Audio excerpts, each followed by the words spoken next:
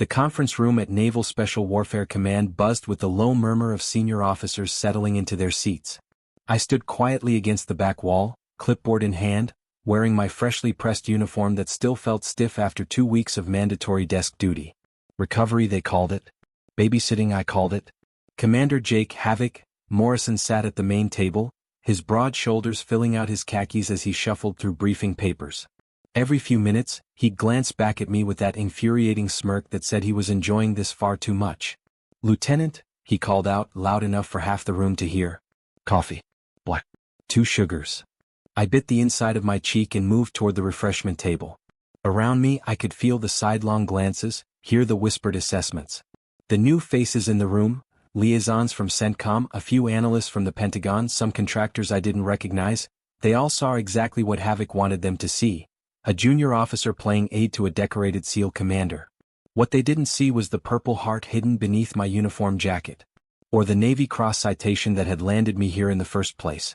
Or the fact that 3 months ago, I'd pulled Havoc's unconscious body out of a compound in Yemen while half my shoulder was held together with field dressings and sheer stubbornness. I handed him the coffee. He took it without looking up. "Thanks, kid," he said, and someone at the table chuckled. I returned to my position along the wall, forcing my face into a neutral mask. This was the game we'd agreed to play. After the clusterfuck in Yemen, the one that had gone sideways when our intelligence turned out to be 3 weeks old and the target had reinforcements we never saw coming, the brass wanted me invisible. Too many questions about how a lieutenant had ended up calling shots that saved 8 operators but violated about 17 different rules of engagement. So here I was, temporarily reassigned as Havoc's Special Operations Liaison, which was military speak for, "We don't know what to do with you, so we're hiding you in plain sight." The briefing began with the usual PowerPoint parade. CENTCOM's representative, a colonel with more ribbons than sense, droned on about regional instability and emerging threats. I tuned out most of it, until he got to the part about a suspected weapons cache in the Strait of Hormuz. My attention sharpened. I'd seen this intelligence before. Not officially, of course. But when you spend 3 tours building networks with locals who trust you more than they trust their own government, you hear things. And what I'd heard suggested this cache was a hell of a lot bigger than what the colonel was describing. I caught Havoc's eye. He gave me the barest nod. He knew I knew something. The presentation wrapped up and the colonel opened the floor for questions. The usual suspects asked the usual questions about logistics, timelines, political sensitivities. Then Havoc raised his hand. "What's the source reliability on this intel?" he asked. The colonel bristled. "Vetted through appropriate channels, Commander." "Why?" "Just seems light," Havoc said casually. "You're talking about a Tier 1 target based on what? 3-month-old SIGINT and satellite imagery? The intelligence community has confidence in these assessments." I couldn't help it. I snorted. Quietly but not quietly enough. The colonel's gaze snapped to me. "Something funny, Lieutenant?" He squinted at my name tape. Chin. Every eye in the room turned my direction. This was the moment I was supposed to apologize, defer, fade back into the wallpaper. But I'd spent 3 months bleeding for intelligence that actually meant something, and I was tired of watching people make decisions that would get operators killed. "No, sir," I said evenly. "Just that SIGINT from that region has been compromised since August. The cell networks are honeypots. Whoever you're getting your intel from, they're feeding you exactly what they want you to hear." The silence in the room was deafening. The colonel's face flushed red. "That's a serious accusation, Lieutenant. And frankly, above your pay grade." "She's right." The new voice came from the doorway. Every person in the room shot to attention as Admiral James Keller, commander of Naval Special Warfare Command, strode into the room. He was a lean man in his 50s, with silver hair and eyes that had seen things most people couldn't imagine. But he wasn't looking at the colonel. He was looking directly at me. And then, to the audible gasps of half the room, he saluted. I snapped to attention and returned the salute, my heart hammering against my ribs. "At ease, everyone," the Admiral said, waving the room back to their seats. But his gaze stayed locked on mine. "Lieutenant Chin, why don't you enlighten us about the situation in the Strait?" I felt Havoc's satisfied grin from across the room without even looking at him. Taking a breath, I stepped forward. "Sir, the SIGINT Colonel Harper referenced is part of a disinformation campaign.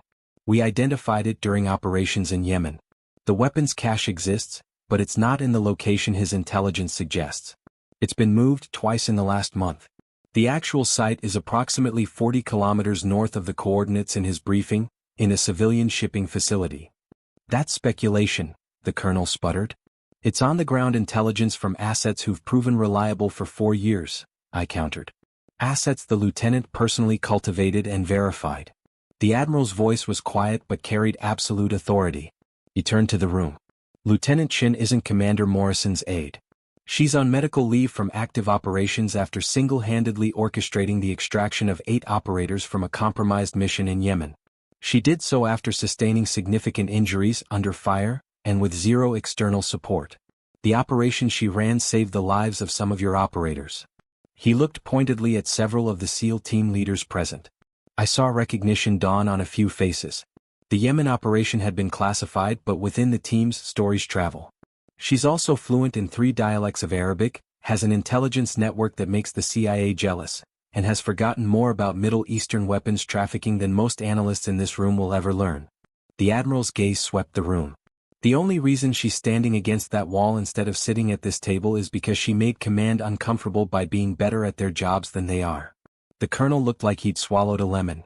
Admiral Keller turned back to me. Lieutenant, you have the floor. Tell us what we're really looking at. For the next 20 minutes I laid it out. The real intelligence. The network of informants. The pattern of movements that indicated not just a weapons cache, but a major hub for arms trafficking into 3 different conflict zones. I showed them why the official intelligence was wrong, who was likely behind the disinformation, and what a proper operation would actually require. When I finished, the room was silent again. But this time, it was the silence of people actually thinking instead of people shocked into speechlessness. Questions? The Admiral asked. A hand went up. Then another. For the next hour, I fielded questions from officers who suddenly saw me as something other than furniture. Havoc sat back in his chair, arms crossed, looking like the cat who'd caught the canary. When the briefing finally ended and the room cleared, only the Admiral, Havoc, and I remained. How's the shoulder? The Admiral asked me. Good enough, sir. Good enough for desk duty or good enough for real work? I met his eyes. Good enough for real work, sir?